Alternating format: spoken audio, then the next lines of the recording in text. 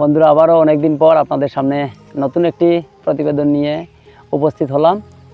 তো বন্ধুরা, আপনারা দেখছেন তপোবন গ্রুপস ইউটিউব চ্যানেল, আর আমি হলাম অপূর্ব। তো বন্ধুরা, আজকের আমার এই প্রতিবেদনটি হচ্ছে নার্সারি ইউনিটের আম গাছ নিয়ে। তো আমার আগের যে ভিডিওটি ছিল সেই ভিডিওর মধ্যে আমি দেখিয়েছিলাম কিভাবে আমের বোল থেকে বেশি পরিমাণে আমকে টেকানো যায়। আর এবারে ভিডিওটি হবে যেসব আমগুলো টিকে গেছে এই আমগুলোকে কিভাবে ভালো করে পরিপক্ত অবস্থায় আনা যায়, পাকানো যায়। তো এর মধ্যে কি হয়, সবচেয়ে বড় একটা সমস্যা হয়ে যায়, আমগুলা ফেটে যায় বা আমগুলা কিছু পড়ে যায়, ঝরে যায়, অনেক অংশে কমে যায়। তো আজকের প্রতিবেদনটি হবে কিভাবে আমগুলোকে বেশি অংশে বেশিরভাগ টেকানো সম্ভব হয়। তাই আমি আপনাদের সামনে দেখাতে যাচ্ছি। তো চলুন বন্ধুরা, দেখা যাক। তো বন্ধুরা, এই যে কিছু আম গাছ দেখছেন আমার সামনে, এই আম গাছগুলো প্রত্যেকটি কিন্তু 8 সাইজের গ্রো ব্যাগের মধ্যে লাগানো রয়েছে। তো এই অবস্থায় কিন্তু 2.5 থেকে 3 বছর হয়ে গেছে গাছগুলো। তো এই গাছটা যে গাছের মধ্যে অনেকগুলো আম এসেছে, এই গাছটার নাম হচ্ছে VN7। এই দেখেন, এটার স্টিকারও রয়েছে এখানে, VN7 ম্যাঙ্গো। এই দেখেন আরেকটা গাছ রয়েছে, এটা হচ্ছে QJI। এখানে যতটি আম আছে সবটি কিন্তু ওয়ার্ল্ড বেস্ট ম্যাঙ্গো। এই একটা রয়েছে চাকাপাত, গাছটার শেপটা দেখেন খুব সুন্দর। এরপরে আরও কিছু গাছ রয়েছে, এই দেখেন একটি গাছ, এটার নাম হচ্ছে 3 টেস্ট। এটাও কিন্তু গ্রো ব্যাগের মধ্যে লাগানো, এবং দেখেন এর উচ্চতা কিন্তু আনুমানিক 5 ফুট হয়ে গেছে। এটার কিন্তু যে ব্যাগের নিচের যে শিকড়টা আছে, শিকড়টা কিন্তু মাটিতে লাগেনি, তার ব্যবস্থা আমি করে দিয়েছি। তারপর এই দেখেন একটা কস্তুরি ম্যাঙ্গোর মধ্যে এবার কিন্তু কোনো বোল আসেনি, এটা নতুন গাছ, গতবারের গাছ, তাই আমি বোল আসছে না, ভালোই হয়েছে। আর এই দেখেন এটা হচ্ছে কাটিমন। এই গাছের মধ্যে অনেক আম এসেছে, কিন্তু আমগুলো পড়ে গেছে, ওই নিচে দেখুন পড়ে গেছে। এই দেখেন 2-3টা আম হয়ে রয়েছে, এগুলো পড়ে গেছে। তো কেন এর অবস্থা হলো, চলুন দেখা যাক, আমি আপনাদের বিস্তারিত বলছি। তো এবার আমাদের সবচেয়ে ইম্পর্ট্যান্ট কাজ কি, এর গুড়ার যে মাটির অংশটা সেটাকে ময়েশ্চারাইজ রাখতে লাগবে। দেখেন আমার এখানে আম অনেকগুলি পড়ে গেছে, এর কারণ হচ্ছে এখানে খুব ড্রাই, এই মাটিগুলো দেখেন একদম ড্রাই হয়ে রয়েছে, এবং এর নিচের মধ্যে কিন্তু কোনো অংশে শিকড় যায়নি, ঠিক আছে। তো এর মধ্যে কিন্তু সীমিত রয়েছে, জলের পরিমাণটা কম আছে, তাই পড়ে গেছে।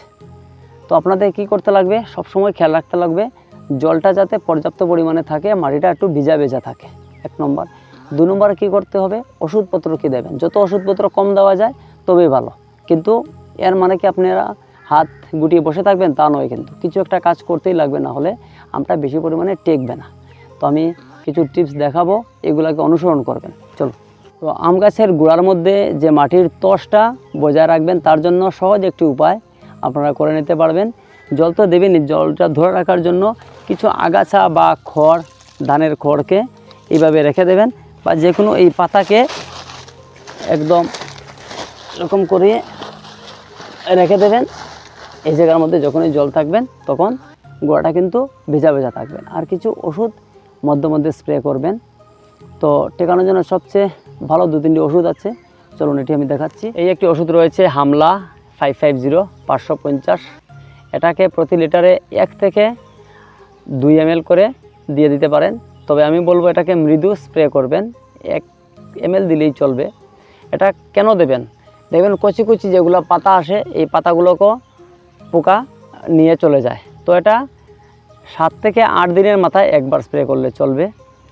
আর আরেকটা থাকবে সাদা মাছি, লাল মাছি এবং কিছু মাকড়সা বা অন্য রকমের পোকা রয়েছে, এর জন্য আমি এই ওষুধটাকে স্প্রে করে থাকি। এটার নাম হচ্ছে রবার্ট এফ। তো এই ওষুধটা দিলে পরে কী হবে, যত ধরনের মাকড়সা আছে, মাকড়সা কী করে এর মধ্যে আমের মধ্যে শুষে আমের সূক্ষ্ম করে নেয়, রসটা নিয়ে নেয়, তখন কি হয়, আমের আটি থেকে ওটা পড়ে যায়, ঠিক আছে। এই দুটো কীটনাশক হিসাবে স্প্রে করবেন।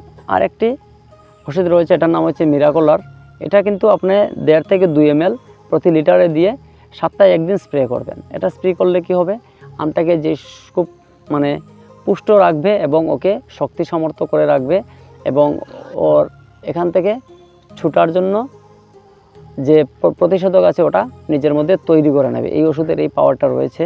তো আপনারা এই 3টে ওষুধ যদি দেন, তাহলে আমার মনে হয় ঠিক করে রাখতে পারবেন। আর যদি কেউ বলেন যে আমি কোনো ওষুধ দেবো না, তাহলে শুধু ফাঙ্গিসাইড, ফাঙ্গিসাইডের মধ্যে সবচেয়ে সহজে আমরা পেয়ে থাকি স্প্রিন্ট, বা প্যাগাসাসও হতে পারে, সাপ দিয়ে দেবেন, তাহলেই কিন্তু আপনারা পারবেন। যদি মনে হয় কিচ্ছু ওষুধ দেবেন না, শুধু সাপ দেবেন আর জলটা ঠিকভাবে দিয়ে দেবেন, দেখবেন আম গাছের মধ্যে প্রচুর আম টেকবে। আর যাদের কোনো সমস্যা হয়ে থাকে আমার নম্বর নিচে থাকবে, নম্বরে ফোন করতে পারেন, যে কোনো সময় আমি সহযোগিতা করব। তো সবাইকে এই ভিডিওটি দেখার জন্য ধন্যবাদ। নমস্কার সবাইকে।